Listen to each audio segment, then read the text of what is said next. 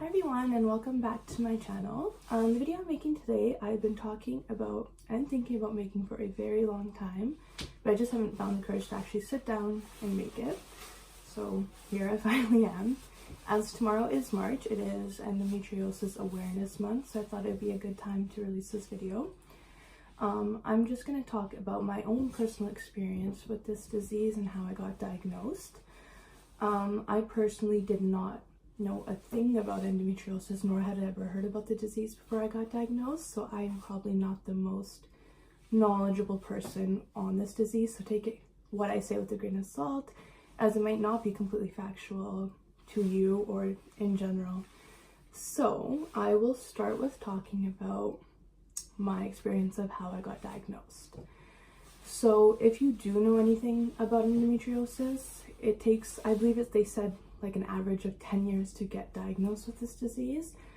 So women are dealing with this disease for years and years without any concrete diagnosis or treatment because their doctors don't know why it's happening. They can put it down to painful periods and you just have bad periods. And yeah, so my experience was completely different because I didn't have any symptoms throughout my teenage years. Like one of the main symptoms is very aggressive periods. I never experienced that. I didn't have any excessive stomach pain, nothing. So I'll take it back to last November, I believe it was. So it happened, it went on for about 8 days.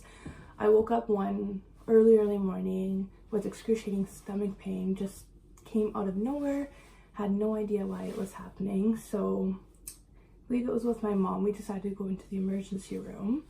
They ran some tests, did I believe an ultrasound. I think they did a CT scan as well. No, scratch that, no CT scan. It was just an ultrasound and blood test. Everything came back fine. They kind of just sent me home, told me to take ibuprofen. And I believe they gave me like an IV drip of pain meds. So I go home, pain doesn't go away, and then more symptoms start to come. I start vomiting, blood in my stool, just a bunch of random symptoms that I had no idea why they were happening. So we continued to go back to the emergency room 8 nights in a row. Each night, them kind of telling me something different, but still sending me home on pain meds. In that whole week, I was accused of, they insinuated I was faking my pain in order to get narcotics and pain meds, insinuating I was exaggerating my pain, and just on and on and on. So my mom got frustrated with that as she was by my side throughout the whole process of that week. So she called my family doctor and kind of just explained what's been going on. And I hadn't been one who had goes to the emergency room often, so it was a completely new experience. So my mom was worried and she knew something was actually wrong. So called my family doctor. She gets us an appointment tells us to come in that morning. My mom had to go out of town, I believe, for work. So my dad took me to that appointment.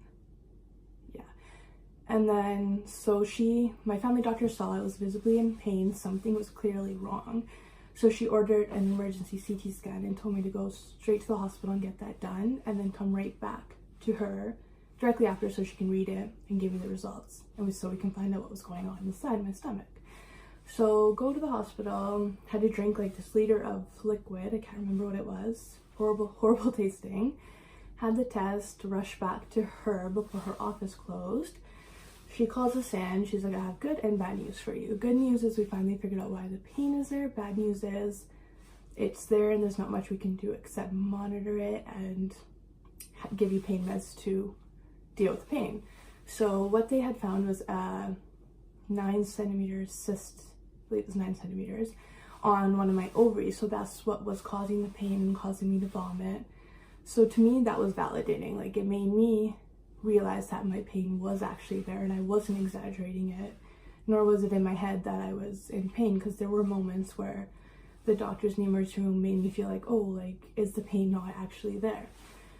So that all happened, and I believe it was about 2 nights after the pain excelled by like ×5 and more symptoms came on. Like, I was vomiting for like straight 8 hours.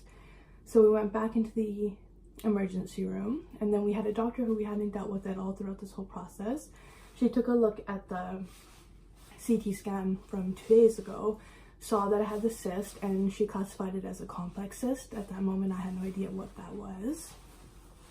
So she made the suggestion that I have surgery to get it removed, and within half an hour, I was upstairs getting ready for emergency surgery.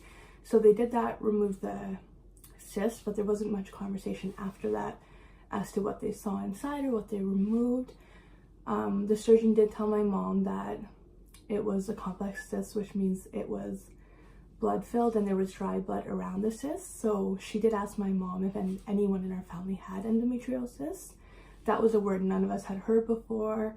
My mom said no, and that was kind of the end of the conversation. They did send it away to patho, and they told us they were going to do that to see if there's anything else that they could find.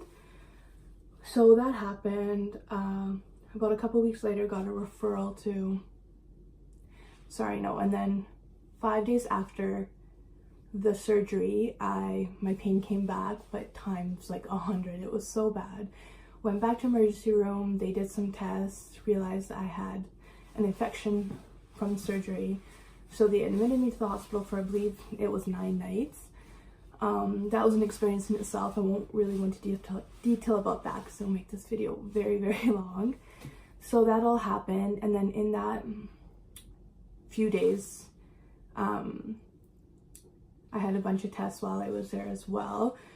And the doctor, the gynecologist who was seeing me then, he was the one who confirmed that patho results came back and they had diagnosed me with endometriosis.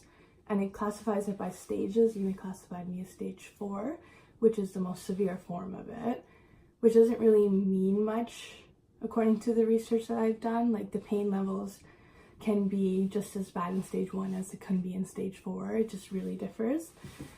Anyway, so that happened, got out. They referred me to the BC Women's Pain Clinic because they have an endometriosis clinic in Vancouver.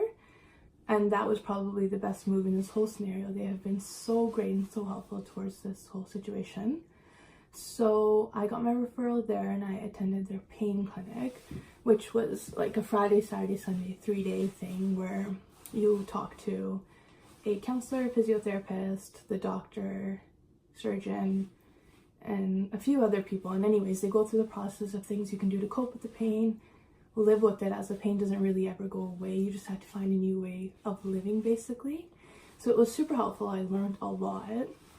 And there was also about 15 other individuals in the program, so just talking to them, it was really eye-opening because the majority of these women, it took like 5+ years to get diagnosed, and their doctors had no idea, like, we're writing it off to just, you have bad periods, you just need to deal with pain, blah blah blah. And another thing to note is, so you can't get diagnosed with endometriosis unless you have a laparoscopic surgery. So from hearing from them, a lot of doctors aren't willing to do that surgery unless they necessarily have to do it.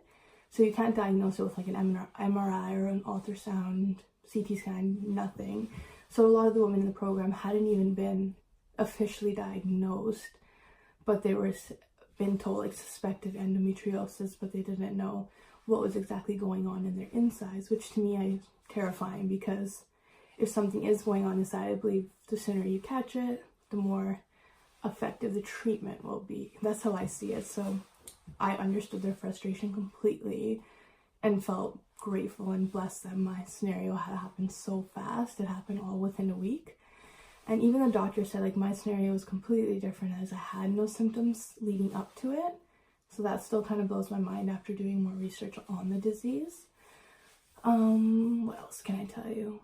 Oh yeah, so about 2 months ago, I had my surgery at BC Women's, my excision surgery. So that's where they go in, check out exactly where the endometriosis is inside, and they cut it out. So my fear, actually, before going to surgery was like, oh, they're going to go in there and not find anything. And I had this huge fear that, like, oh, the pains, maybe I'm just exaggerating it, it's not actually there. But after the surgery happened, they provide you with pictures of exactly what they did and what was inside. And that just confirmed everything for me and just made me understand, like, it's real, it's there, because there was so much just everywhere on my inside. And yeah, so they took it all out, and healing has been pretty good.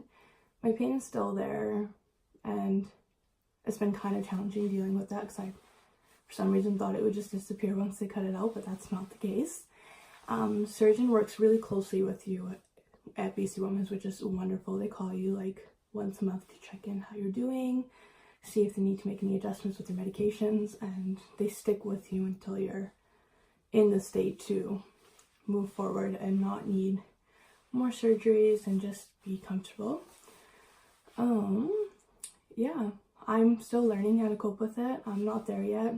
Days are super challenging sometimes just to even get out of bed, but I'm trying. As a lot of you know, I moved to Trail for school.